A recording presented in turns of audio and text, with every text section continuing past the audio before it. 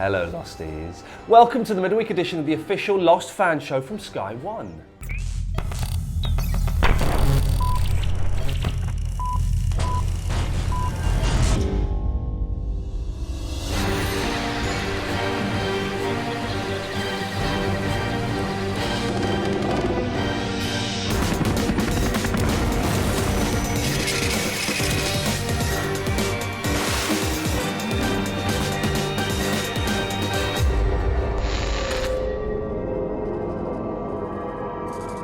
There's a gentleman I want you to meet.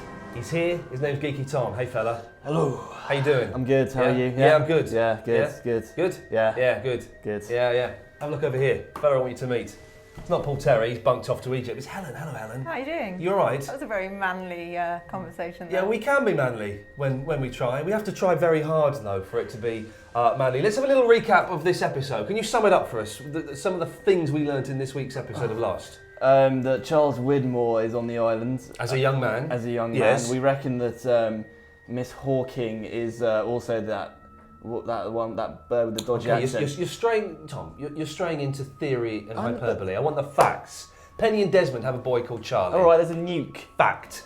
There's a nuke on the island. There's Fact. a hydrogen bomb on the island. Fact. We've met the hostiles and Richard Alpert again. Fact. Locke has told Alpert to visit him as a young boy. Yep. Richard is old. So say fact. Fact. Thank you very much. Play the game. And we have been told that Faraday's mother is in LA. We don't know for sure, but we have been told that. Fact. Now, there's a lot of Widmore. It's good to see Jim Robinson popping up again in Got a Lost. little bit of Jim. I'm surprised that Desmond didn't go and kick the living Jesus out of him, for like goodness leap sakes. at him and push him out through the window. I thought there was going to be some violence, but I get the Some feeling fight. that Desmond is still a little bit scared of him. Yeah, well you would be. I'd be scared of Charles. I tell you what was interesting, actually, that Widmore obviously hates Desmond. Yep. Wants his doesn't know he's got a grandson, but wants to see Penny again. Yeah. But actually says, just wherever you were hiding, go back and hide. So he's a bit protective Yeah. as well. Maybe because, Desmond and Penny are together and he knows that Desmond will protect Penny. Well, we know why he's But they're scared doing it though. again, aren't they? They're making us like Charles, like they did with Ben, where you kind of hate him, you love him, you hate him, you love him. Doing it with Charles now. Yeah, but Ben Linus has threatened Penny. Yeah. And that's why I'm guessing Widmore is saying, look, wherever you just go back and hide, please. This confuses the matter on how Widmore and Ben know each other, because we've been working on the theory, well, maybe they're brothers, which they could possibly still be. Or We haven't seen Ben. Do you reckon there's a young Ben? Actually, yeah, I see what you mean. But I guess there is a big age difference between Ben and Charles. So Charles must be on the island with the others, while Ben is on there working for Dharma. I don't think that's necessarily the case. I think Widmore gets off pretty soon around the time that this is all happening. All right, that's a fair play. Well, I'm just guessing. Well, that's what we all do. That's what we always do. So. That's correct. If you notice, kids, it's all we're doing is guessing. From the Sky One forum, Flying High has written, young Widmore heard everything Locke said about who he is and how he was the leader of the others. So that could explain how in the future, Abaddon knew who Locke was and sent him on a path to the island, telling him to go on a walkabout. And since it's fairly clear from the season 4 episode Confirmed Dead that Abaddon works for Widmore, I'd say that Widmore is responsible for Locke being on the island in the first place. Why would he want Locke on the island? Because Locke has to be on the island, doesn't he? This is actually doing my head in now. It's a bit confusing, that. It's very, very confusing to the point I'm getting angry about it. I can't add any more. Yeah, I'm stumped on that one. Why Desmond's baby? It's called Charlie. You all, everybody. But then of course it's Charles Widmore. Charles Widmore. I'm thinking of the more Charles. No, it's gonna be Charlie. I'm trying to. Now I'm reading too much into the time travel thinking. Well, I'm thinking, well, hang on, is that actually Charlie? Because it's a blonde kid. He's going to have an English accent. Is that our Charlie? No. I thought you were going to say Charles surely not. Widmore then. Well, that's weird. Penny's father side her own father? No, thank you. Surely Desmond is going to have to go back to the island. He's promised not to go back to the island, but him and Penny As have soon to go. as he said, "Why would I do that?" Yeah. You just know. He that looked he's really gonna go shifty, back. didn't he? He did a little giggle as well when we were watching it. Always good to see Desmond looking particularly sexy in this episode, I thought. We have a camera phone message from Rob. Let's have a look at that, shall we? Hi guys, I reckon that the island never disappeared. I think that what happened is it moved into a fourth dimension that we can't see. And that in this fourth dimension, the whole string theory of time, the string becomes bundled up, and so you can very easily move between times. Basically that explains all the strange goings on. What do you think?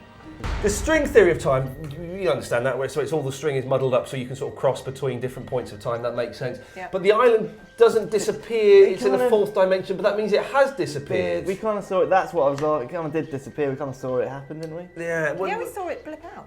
Blip out, there we go.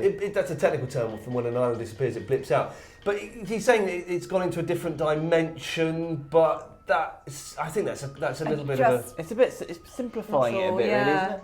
You know, and that's how it happened. Oh, bless it. But listen, thank you very much for that. It's very kind. We've got an email from Paul, not Paul Terry. He's in Egypt, up a pyramid.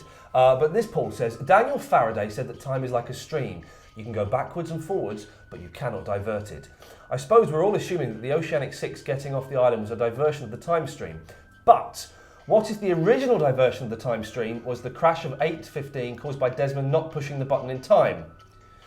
So the passengers of 8:15 should never have even been on the island. No, because we said that you're pressing the button was probably to stop the bomb going off. So rather than change the period in time, which we've seen is done by the big donkey wheel. So can I tell you what I'm really worried is going to happen? They're all going to get back on the island. They're going to reset any errors or something that have been made in time, and the plane crash will never have happened. And they'll all wake up like before. Like it was a bad dream. Yeah. Yeah, they'll all wake up on the flight, and but I don't think it's going to be quite as bad as that. As they're going to wake up it's a dream, but I do worry, and the clues would hint that if it's time travel and people jumping about time, that the plane crash never actually happened. They are in the wrong time stream, or they go back and they change time, or You can't change. You can't. well, you can change. You can't change the ultimate effect, but you could change the. You can't change the end result, but you can change the journey. I think that what's going to happen is that there is something further in time than we are seeing now that is meant to happen, and that can only happen if certain things happen before then. And for those things to happen, the plane had to crash so that they can all go off the island and come back and fix the thing. I'm worried they're going to jump back to a point in time where the plane crash never happened, Bob's your uncle, Fanny's your aunt, and everyone's sorted. Well, probably, and that'd be rubbish. That would be rubbish. But there's not a lot we can do about it, is there? Unless they're actually watching this, but I doubt it. I think they'd listen to us if they were. I know for a fact that Jack Bender is watching this. You all right, Jack? Yes. Anyway, we're hunting for Sky One's biggest lost geek. It's not you, I'm afraid, fella. Oh, my reign over, Your is reign. You'll always be Geeky Tom to us, but you're not the biggest geek. A young lady called Donna is convinced that it's her. Let's have a look at Donna and see why she's so convinced. Hello, my name's Donna, and I'm here to tell you that you can stop your search for the biggest lost fan, because you found her. It's me. I'm obsessed with this show. I have every single one of the action figures, all the t-shirts, but 2 which are coming from the States as we speak. I've all the merchandise, including the calendars, twice, one to use, one for the collection, all the mugs, all the CD soundtracks, the notebooks, the lot. I've got all the Lost magazines, including one which I have twice because one of them is signed by Alan Dale. I've got the Dharma poker set. I even went all the way to the island of Oahu in the beautiful Hawaii to see where Lost is filmed. I am a huge Lost fan, and I hope you'll agree I am the biggest. Please don't hold my shoddy camera work against me. I'm kind of quite impressed with that, if I'm completely honest. I'm a little bit envious of some of the gear she's got. She's got a Dharma jumpsuit there. Be honest, Tom. Yeah. If you had a Dharma jumpsuit, the second you got home from work, off with you'd have the Dharma jumpsuit on. You'd be making your beans on toast in that, wouldn't you? I'd wear it underneath my clothes at all times. That's a cool thing to have. It's pretty good. She's pretty. Did you find that? I mean, that's geeky. Yeah, that is really geeky. Where did she get it from anyway? Yeah, I don't know. I bet she made it. Donna, listen, thank you for that. If you think you are geekier than Donna, then record yourself on a camera phone or a webcam and proving to us just how geeky you actually are. And you might be joining us. Oh, hang on. They're coming here? Oh no, the geekiest person is going to come here and join us on the Lost Initiative for a Geek Off quiz at the Season 5 finale. Oh no, not a quiz. No, the scary thing is the fact the geeks are coming here, Tom. They're going to want to touch us. No touching is allowed. Right, back to the episode. It's Faraday and the Jughead bomb. And I'm guessing from this man's radiation burns that the housing has been compromised. Is that right? You need to listen to me. You have an unstable device that's capable of destroying this entire island, and it's broken. If you don't allow me to render it inert, all of us are gonna die. All of us. You know, the first episode we see Faraday, Yeah. I think it's the first episode, may not be actually, but he's watching the recovery of the fake oceanic plane, and he's crying. He is crying. He does. It's got to be because Ginger dies on the island. But he says he doesn't know why he's crying though. But he don't, well, maybe it's like an implanted thing, like when Desmond wakes up and says, "Oh, I've just remembered something." You know, he's uploaded a memory. And Like it's a time just can't echo, quite- like when Locke gets shot the whole time. But maybe he's crying because he knows that he has to go to that island, and the only woman he's ever really loved dies on there with a big, massive nosebleed thing. Do you think she dies? Yeah, oh yeah. Really? How do you know? I don't know that. I don't think she dies. Oh. You think there's a lot of blood coming out of her nose? I think he saves her somehow. It can't lead anywhere, that love story, can it really? It can only end in misery. I think he'll save her, actually. I think he will do. How? Yeah, I think he will. Find her a constant. Sean has emailed in. Widmore was obsessed with the island and the miracles it performs. Alvar Hanso and Widmar established the Dharma Initiative to continue investigating the island. Benjamin, as we know, caused the purge, killing off the Dharma Initiative and their links to and from the island. This explains why Widmore wants the island back and why he feels Ben took it from him. Also, I believe that Jacob is Magnus Hanso? Oh. The grandfather of Alvar Hanso and the captain of the Black Rock. The reason Alvar Hanso, the creator of the Hanso Foundation, wanted to gain access to the island and why he co-created the Dharma Initiative was to reach his long marooned grandfather. Thoughts on that, please? I think there's a lot to take in there. There is a lot to take But in. I quite like the Benjamin and why Benjamin and Widmore are fighting over the island. I quite like that idea. Tom? I like the bit with the marooned grandfather, like Robinson Crusoe. You know what this reminds me of? Go on then. And look, this is, I'm on fire today. Do you remember Series 1 and Series 2? Series 1 in particular was all about relationships with fathers. Yes. It was all about fathers. There was Jack's dad, there was Locke's dad. It was all about fathers. Yeah. And so you and could they're say all flawed in some way. they as well, are aren't all they? flawed. They are all messed up relationship Yeah. with fathers. And it's possible to say that, well, Kate killing her stepdad, and her father, you know, saying, well, you better get out of here and hide. It's possible to say that all of the people on that island have been sent there by their fathers in some way. More fuel to the fire that is burning that proves that Faraday is Widmore's son. Bam! I'll have that! Oh, cool. It's good, isn't it? Well, it's good. If you want to dispute my theories, bring it on, my friends. You'll only look silly. It's lost on Sky One at sky.com. Thank you. Now, Tom. Second Life. This is us on the Lost Island. Those are real people there, are they? They can hear us as well. I apologise, everybody, Yes. for talking over you. No, it's okay. I shall have a wander Hello, around. how are you doing? Let's go and talk to Samantha Concora. Hello, Samantha. Go close, go close. Hello. Hello. Hi. I shall I wave? Don't get that close, that's rude. Bump Sorry. into her. Can I just say, what a marvellous Dharma Initiative jumpsuit you're wearing. Thank you. Are you really a lady? Yes. Okay, good, because I know sometimes that people pretend to be ladies on here, so we've got to be careful about that. Why have you come here to the Lost Island on Second Life? Well, because I'm a huge Lost fan. And I think it's great to be able to talk to people all over the world about one of my favorite things. Is the person who built this Lost Island here?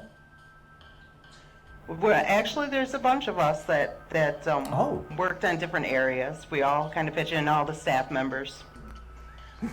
Oh, let's check it out. It's the plane. Oh, look at this, come on. I'm worried that Samantha is leading us off somewhere in the jungle and is either going to try and do something to us or kill us. To the others. I think it's fine. Hey, how about this for my latest theory? You know in this week's episode, you know Eloise, who's points the gun at Faraday? Yes. How about she's Ms. Hawking? Yes, I think so. And that's that, what a lot of our members believe. And that her and Widmore have a baby, and that baby is Faraday. That's actually what Camp was thinking. Uh-oh, I hear Smokey coming. We better get a move on. Oh, run, Tom, run. How do you run? No, stop. I can barely walk. What friendly people they were, weren't they? Yes.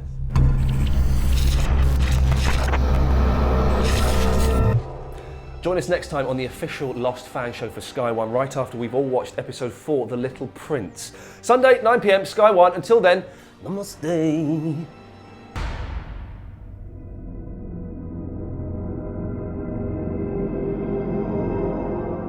Hey guys, had a theory about the pendulum that we saw at the end of the episode The Lie. I believe it's used to determine the position of the island, and it does this by using the laws of gravity. So gravity states that two masses will attract each other, so the island, which has a very large mass, will attract the pendulum. As the island moves around, it will pull the pendulum in a different direction. That will change the pendulum's swing, which will change the lines of chalk on the floor. So by looking at those, doing a fancy calculation on your blackboard, a la Mrs. Hawken, you'd be able to determine where the island is. That's my theory. Hope you like it. Namaste. Bam! I'll have that!